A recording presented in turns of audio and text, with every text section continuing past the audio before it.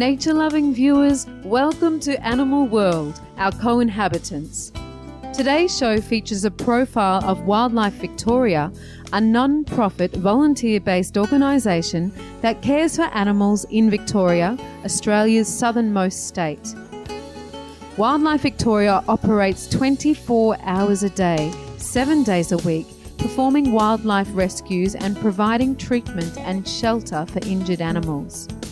The organisation has established a statewide communications network with various animal centres, rescuers, governmental agencies and other concerned groups in the state to help them respond swiftly to animal emergencies. The organisation also rehabilitates animals and works to protect Australian species in decline, such as the common wombat. Let's now talk with Sandy Fernie, Executive Officer of Wildlife Victoria, to learn more about this noble organisation. Wildlife Victoria has been in Victoria for 20 years rescuing injured and orphaned wildlife across the state.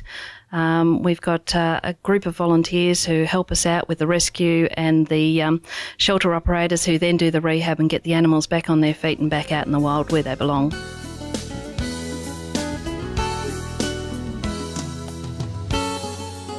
Wildlife Victoria also holds regular training classes to ensure that its volunteers learn the most up-to-date animal rescue and care techniques. Wildlife Victoria has a really strong mandate to do training and education. We believe that our wildlife needs the best possible care, and so we try to facilitate our experts to make sure that they're out there teaching these people who are looking after wildlife how to do that appropriately and how to do it best practice, basically. Yep.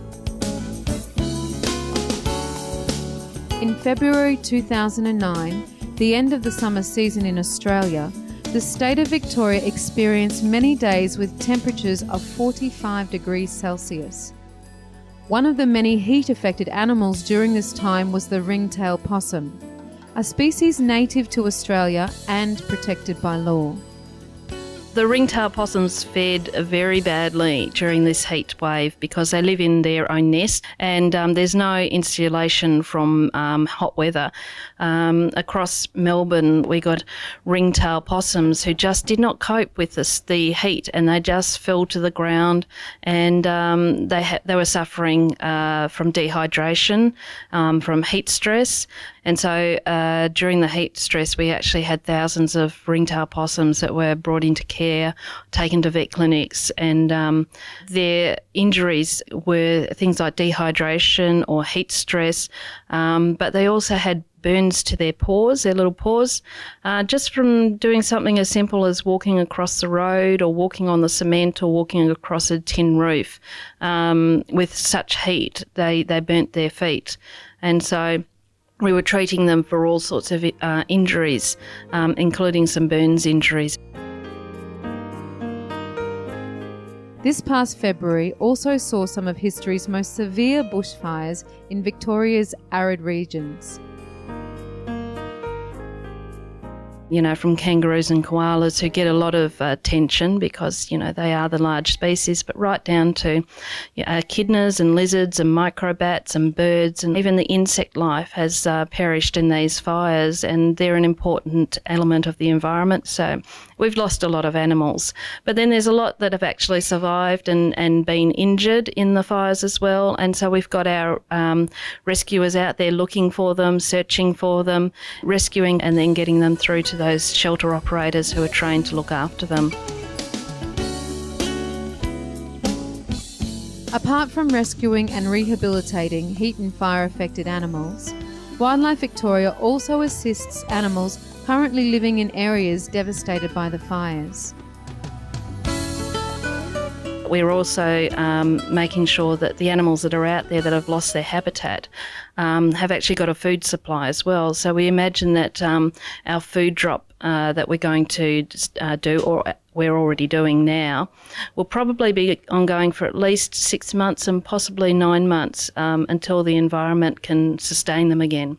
And you know, the actual environment will probably take decades for it to come back to anything like what it used to be. So it's a really long issue or challenge for us to sort of make sure that the wildlife in these areas are going to be okay.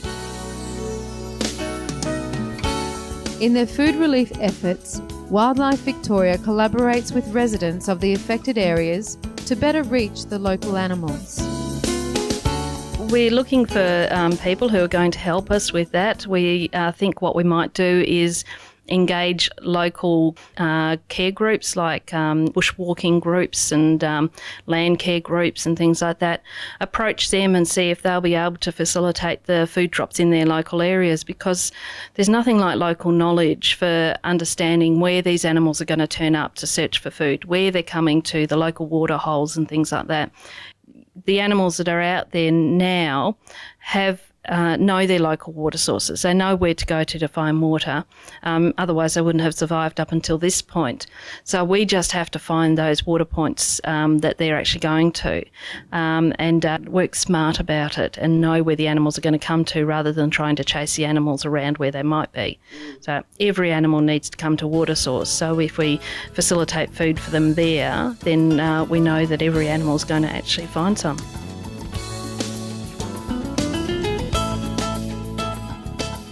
When we return, Miss Sandy Fernie will share more about Wildlife Victoria's noble work. Please stay tuned to Supreme Master Television.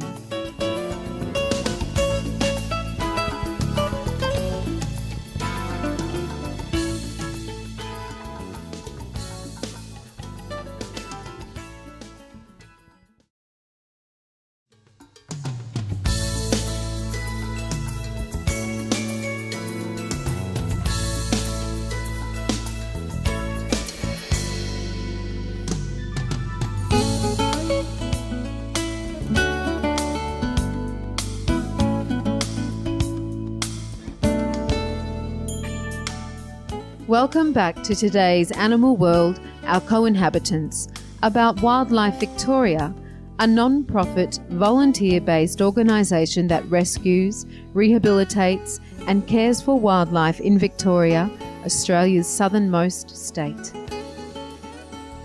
We are here with Sandy Fernie, Executive Officer of Wildlife Victoria, who is kindly discussing how this compassionate group mobilises to swiftly serve animals in need.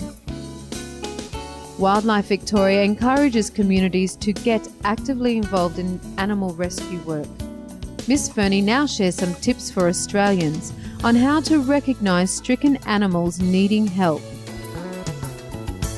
It's monitoring those animals, asking people to look out for animals that they think are behaving abnormally, possums and koalas on the ground. Always give us a call when you see something like that.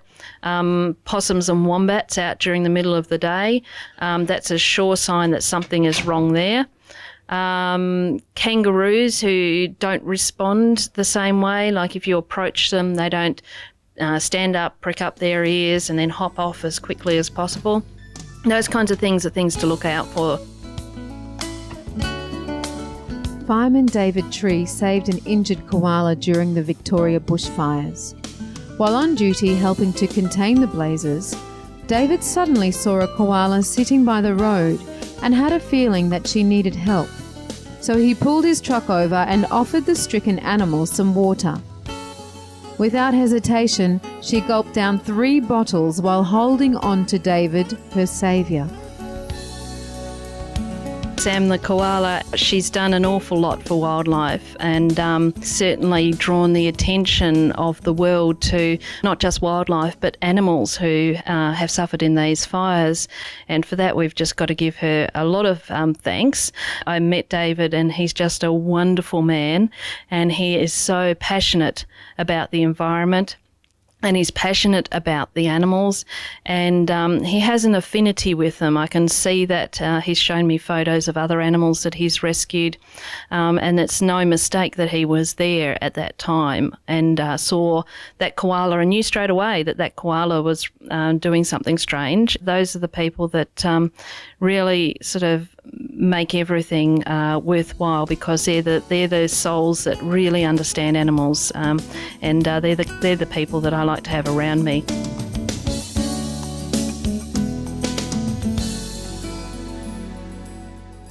through a robust communication network, Wildlife Victoria, vets, animal clinics, shelters, animal rescuers, and various other organisations and agencies were able to work together during the February 2009 fires to aid the animals.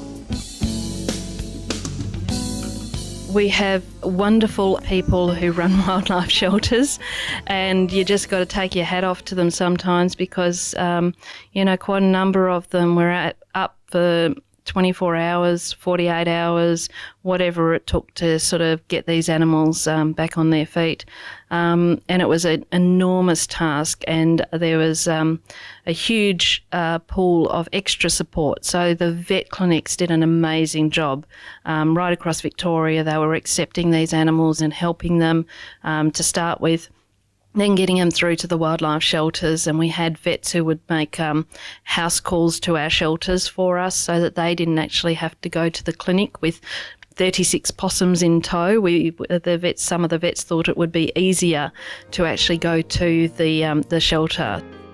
Following the bushfires, Wildlife Victoria has been working to address the future of animal protection in the state. We lost about 6 of our wildlife sanctuaries or shelters in the fires. We're certainly going to be able to help them out, re-establish their shelters, their enclosures and things like that. So we're really pleased that the public has entrusted us to do this, and we're really working hard to make sure that we're living up to those expectations.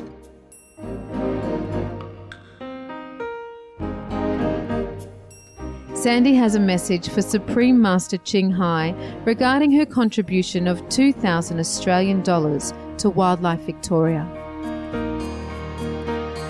We're very grateful to everyone who supported us, and thank you very much to Master Ching Hai for this very generous donation, and just rest assured that we will put it to the best possible use and stretch every dollar that we can out of it. So thank you very much.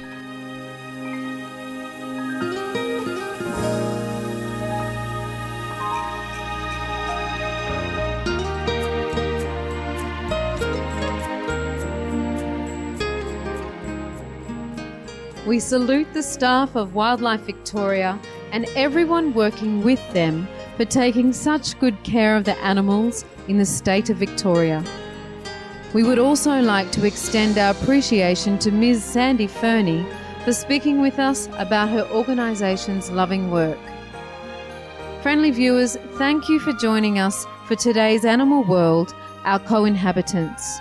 Coming up next is enlightening entertainment after noteworthy news here on Supreme Master Television.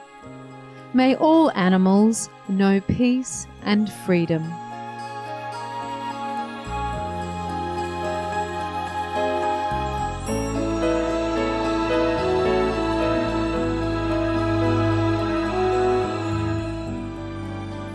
For more details, please visit www.suprememastertv.com/AW.